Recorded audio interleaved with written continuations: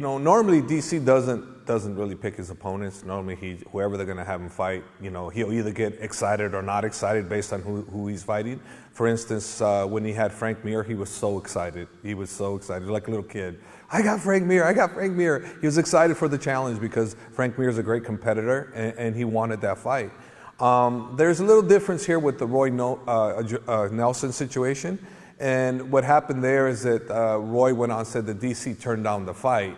And that kind of angered him because he's never turned down a fight with anybody. And the fact that he said he turned down the fight just kind of got under DC's skin just a little bit, So that made it more of an issue to show you, dude, I would never back down from you, So basically that's what it was, is that, he just got a little irritated because, DC never turned down a fight.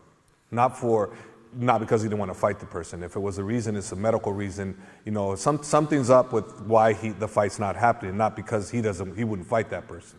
He'll fight anybody.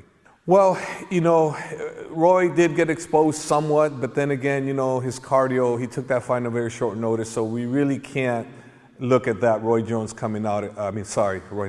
Jeez, I keep messing that up. He can't really expect Roy Nelson to come out the same way he did the last fight because he's got plenty of time to prepare. He knows what he's up against. I don't think he took that last fight as serious as he should have, and he's definitely going to take DC very serious. So Nelson is going to be the same Nelson that fought Czech Congo as far as I'm concerned. That's the way I'm looking at it. Well, DC is an amazing athlete. You don't really have to teach him very much. He sometimes picks up things on his own, and I watch him. I'm so amazed at how he does these things. I go, DC, what the hell are you doing? He goes, what, Hob? I go, you shouldn't be doing what you're doing. I go, who taught you that? He goes, well, I just saw it. And I watch him execute to perfection a technique that takes years, and he does it just by picking it up. That's how great of an athlete he is. So, that's what we can expect, a great athlete coming in, improving all the time.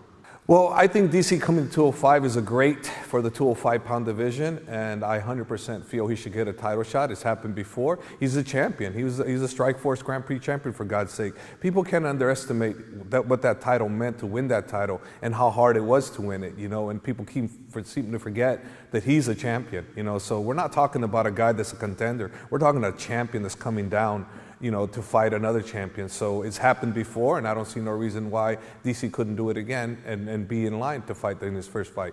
The people are going to want to see it. I think, and it warrants his position. Look where he's at. He's number one, number two in the heavyweight division. So he's going to come down as a top contender too. So I don't see no reason why he couldn't.